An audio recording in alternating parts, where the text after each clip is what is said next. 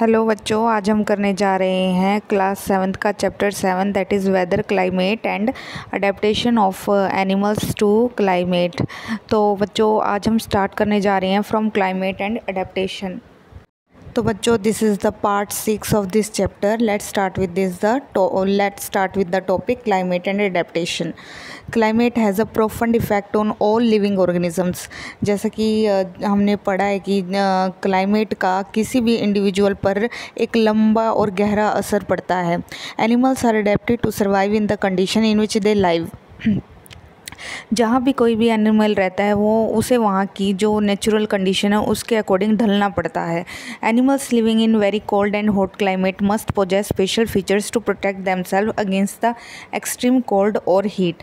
तो बच्चों ऐसे जो एनिमल्स बहुत ही ठंड में रहते हैं या फिर बहुत ही गर्म क्लाइमेट में रहते हैं तो उन्हें अपने अंदर कुछ स्पेशल फीचर्स को डालना पड़ता है ताकि वो उस ठंड से या फिर गर्मी से बच सकें। Recall from chapter 9 of your class 6th book that the definition of adaptation। तो आपको 6th क्लास में भी आप अडेप्टेशन के बारे में पढ़ चुके हैं। अगर आपको नहीं याद तो मैं आपको बता दूं, अडेप्टेशन का मतलब होता है जब हम किसी इन्वायरमेंट में ढल जाते हैं अकॉर्डिंग टू दैट इन्वायरमेंट। ठीक है। Features and habits that help animals to adapt to their surrounding are result of the progress of evolution. तो बच्चों ये जो आपकी बुक में शब्द जो टर्म आई है इवोल्यूशन, आगे जाकर आप इसके बारे में बहुत डिटेल में पढ़ोगे और बहुत इंपॉर्टेंट चीज़ें पढ़ोगे। तो इवोल्यूशन एक अपने आप में एक बहुत इंपॉर्टेंट टर्म है। तो मैं आपको वैसे बता देती हूँ। इवोल्यूशन होता है कि changes with in a certain period of time. Changes का होना एक समय के अनुसार, तो उन चेंजेस को समय के अनुसार जो चेंज होता है किसी भी इंडिविजुअल में उसे हम कहते हैं इवोल्यूशन। ठीक है। जिसमें कोई भी इंडिविजुअल एक नए जो उसके फेवर में है वो करेक्टर्स ऐड करता रहता है और जो करेक्टर्स उसके लिए फेवर नहीं करते उसे छोड़ देता है। ठीक है। उसे कहते हैं इवोल्यूशन। और इवोल्यूशन के बारे में आप हायर क्लासेस में डिटेल में पढ़ोगे। तो in chapter 9 you will learn about the effect of weather and climate on soil. तो सोइल कैसे बनती है, तो हमने पढ़ा था कि कुछ फैक्टर्स सोइल के बनने में हेल्प करते हैं, जिसमें इस weather and climate is one of the factor. Here we will study the effect of climate on animals only. लेकिन अभी हम यहाँ पर क्लाइमेट का इफेक्ट पढ़ेंगे सिर्फ जीवों पर। ठीक है, जंतुओं पर, एनिमल्स पर।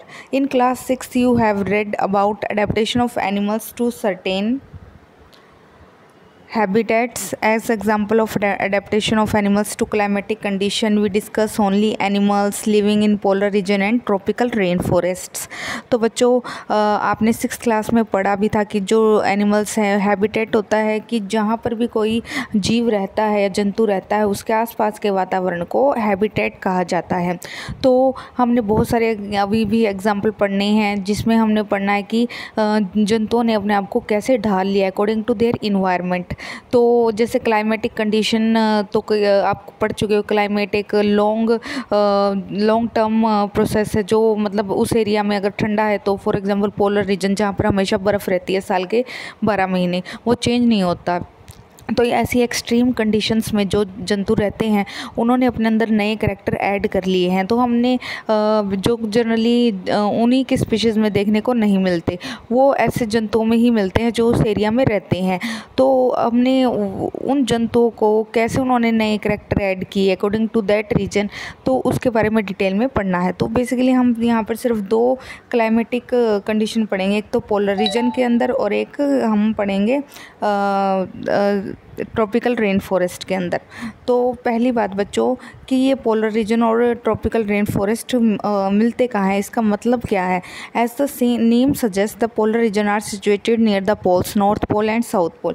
इंपॉर्टेंट है, जैसे अपनी अर्थ है, अर्थ पर ये क्या है नॉर्थ पोल, ये साउथ पोल, बीच में क्या आ जाता है इक्वेटर, जहाँ मिडल पॉइंट जहाँ पर ना तो ज़्यादा ठंड है ना गर्मी है। तो इक्वेटर पर आपको मैक्सिमम अमाउंट ऑफ जो एनिमल्स और प्लांट्स देखने को मिलते हैं। तो जो ट्रॉपिकल रेन फॉरेस्ट है बेसिकली इक्वेटर पर प्रेजेंट है, इसी वजह से वहाँ पर बहुत ज़्यादा एनिमल्स और प्लांट्स पाए जाते हैं।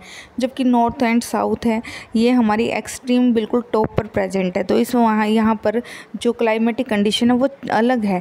तो पोलर रीजन में हमने पढ़ना है टिपिकल जो कंडीशंस हैं उनके बारे में, जैसे कि पोलर रीजन में आपको थ्रू आउट स्नोई क्लाइमेट देखने को मिलता है। फॉर एग्ज़ाम्पल कहाँ पर, अलास्का वगैरह में, तो वहाँ पर क्या है, बहुत ठंड रहती है, 12 महीने वहाँ पर बर्फ़ रहती है। तो some well known countries that belong to the polar regions are Canada, Greenland, Iceland, Norway, Sweden, Finland, Alaska in USA and Siberian region of Russia. तो जैसा कि मैंने आपको बताया है कि यहाँ पर थ्रू आउट ठंड रहती है, कनाडा में, ग्रीनलैंड में, आइसलैंड जिसका नाम ही आइसलैंड है, नॉर्वे, स्वीडन, अलास्का जो कि यूएसए में है, और एक इम्पॉर्टेंट है साइबेरियन रीजन ऑफ रशिया। तो ये नाम आपको पता होने चाहिए, बहुत इंपॉर्टेंट है। पोलर रीजन की कंट्रीज़, पोलर रीजन है वो उनके अंदर कौन कौन सी कंट्रीज़ आती हैं, तो इंपॉर्टेंट चीज़ है जो आपको पता होनी चाहिए। Examples of some countries where the tropical rain forest are found are, तो कुछ कंट्रीज़ के और नाम बताए गए हैं जहाँ पर ट्रॉपिकल रेन फॉरेस्ट हमें देखने को मिलता है। तो first is India, Malaysia, Indonesia, Brazil, Republic of Congo, Kenya, Uganda, Nigeria. तो ये कुछ ऐसे कंट्रीज़ हैं जहाँ पर हमें ट्रॉपिकल रेन फॉरेस्ट देखने को मिलते हैं। तो इंडिया में बेसिकली हमें वेस्टर्न घाट, असम, यहाँ जंगलों में जो यहाँ के जंगल हैं वो बेसिकली ट्रॉपिकल रेन फॉरेस्ट के उदाहरण हैं। तो एक्टिविटी 7.2 अब हम स्टार्ट करने जा रहे हैं पोलर रीजन से। Take an outline map of the world, mark the polar region in blue and similarly mark the tropical region in red.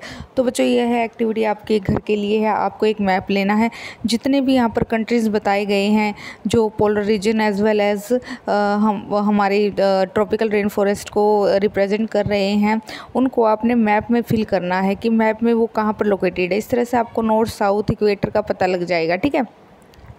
तो द पोलर रीजन, तो polar region present an extreme climate, ये है extreme climate में आता है, मतलब एकदम अलग तरह के क्लाइमेट के अंदर आता है। यहाँ का जो क्लाइमेट है बहुत ही ठंडा रहता है। This regions are covered with snow and it is very cold for most of the year.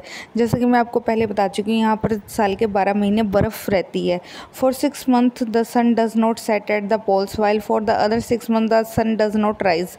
तो आप सोच सकते हैं कि सन होने के बावजूद भी वहाँ पर इतनी बर्फ़ है, और जब सन सेट होता है तो आप सोच सकते हो कितनी ठंड होगी। तो in winter the temperature can be as low as -37 degree Celsius. ठंड में यह टेम्परेचर कितना नीचे तक चला जाता है, -37 डिग्री सेल्सियस तक। और आपको पता है बर्फ़ कितने टेम्परेचर पर बनती है, that is 0 degree Celsius.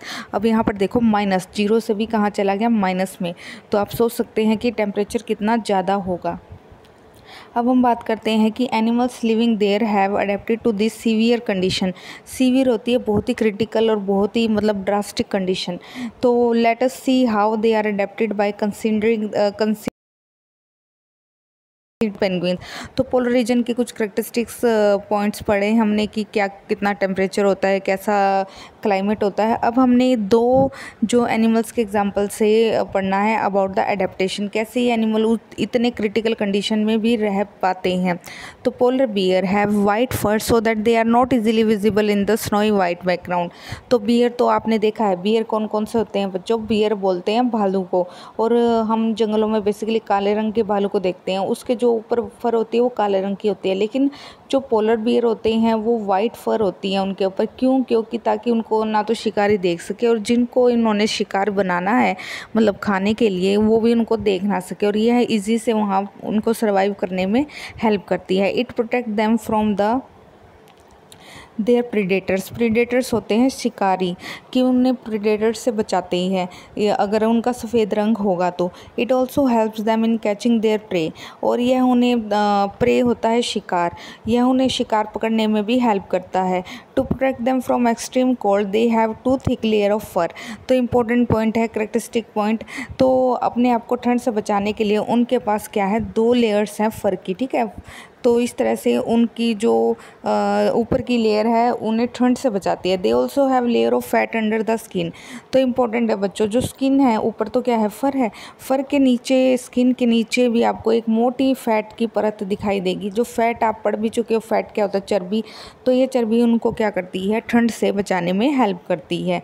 They also have in fact they are also well insulated that they have to move slowly and rest often to avoid getting over heated. तो पता क्या होता है कि अगर हम ज़्यादा मूवमेंट करेंगे तो हमारी ज़्यादा एनर्जी लगेगी, तो इस तरह से हमारी सारी जो हीट है वो बाहर निकल जाएगी in the form of energy. लेकिन ये क्या करते हैं, बहुत वहाँ स्लोवली काम करते हैं, ज़्यादा कूदते फांदते नहीं हैं, ज़्यादा भागते दौड़ते भी नहीं हैं, इस वजह से उनकी एनर्जी सेव रहती है। ठीक है। तो physical activities on warm days necessitate cooling. तो जब गर्म दिन होता है तब जाकर वो कहीं थोड़ा बहुत घूमते फिरते हैं। So the polar bear goes for swimming. तो ऐसे टाइम में वो कहाँ जाते हैं, वो स्विमिंग के लिए जाते हैं। It is a good swimmer. तो यह क्या है, पोलर बियर जो हम एक बहुत अच्छा तैराक भी है। It paws are wide and large. जो इसके जो पाँव होते हैं, मतलब जो पंजे होते हैं, वो वाइड और लार्ज है, which help it is not only to swim well but walk with ease in the snow. जो पंजे होते हैं वो एक तरह से इस तरह से शार्प होते हैं, तो वो पंजे क्या कर जाते हैं, स्नो के अंदर फिक्स हो जाते हैं, जिसकी वजह से फिसलते नहीं हैं। तो while swimming under water it can close it's nostrils and can remain under water for long duration. तो क्या ये कर सकते हैं, स्विमर के साथ ये पानी के अंदर कई घंटों भी बिता सकते हैं अपने नाक के छेद बंद करके। It has a strong sense of smell so that it can catch its prey for food. तो जैसे कि क्या है, यह इनको जो सूंघने की शक्ति है वो ज़्यादा है और अपने शिकार को पकड़ने की क्षमता भी इनमें ज़्यादा है। We can understand the adaptation of polar bear with the help of the flow chart shown in figure 7.3। तो जितने करेक्टरिस्टिक हम बच्चों पढ़ चुके हैं वो यहाँ सभी चार्ट के अंदर शो किए गए हैं। ये आप देख सकते हैं फिगर में कौन है, पोलर बियर, जो कि वाइट फर जिसके ऊपर प्रेजेंट है। तो वाइट फर का पढ़ चुके हैं कि जो उसको बैकग्राउंड में मैच कर लेते हैं। जैसे ये बैकग्राउंड आप देख सकते हैं कैसा है, वाइट, तो और फर कैसी है, वाइट। अगर इसमें ये ब्लैक कलर का होता तो दूर से चमकता, तो इस वजह से ये क्या हो जाता है, ये अपने शिकारी इसको खा जाते, या फिर ये शिकार पकड़ने में काबिल ना होता, इसको देख के इसका शिकार भाग जाता। तो वाइट फर होने से इसको बहुत ही मतलब फ़ायदा हो गया है। दूसरा, इसकी स्मेल बहुत स्ट्रॉन्ग है, यह दूर से प्रे अपने शिकार को सूंघ के बता सकता है कि, और इस तरह से अपनी भूख को मिटा सकता है। और इसके जो पंजे हैं वो बहुत ही कर्व्ड और शार्प हैं। और इसके अलावा इसकी फ़ैट, जो स्किन के नीचे फ़ैट की एक लेयर है जो इसको ठंड से बचाती है। और ये बताया हुआ है यहाँ पर, the fat insulate its body from cold and keep its warm. तो this keeps it warm in cold weather. It has 2 thick layer. जैसा कि हम पढ़ चुके हैं, जो फर है वो भी 2 लेयर्स में प्रेजेंट है। तो बच्चों आपने क्या करना है, आपने अपने नोटबुक में ये डायग्राम ज़रूर बनाना है और इसी तरह से बनाना है की पॉइंट्स के ज़रिए, और हो सके तो आप डायग्राम भी बनाने की कोशिश करें। तो अभी आपका आज के लिए इतना ही होमवर्क है। आज के लिए इतना ही, धन्यवाद।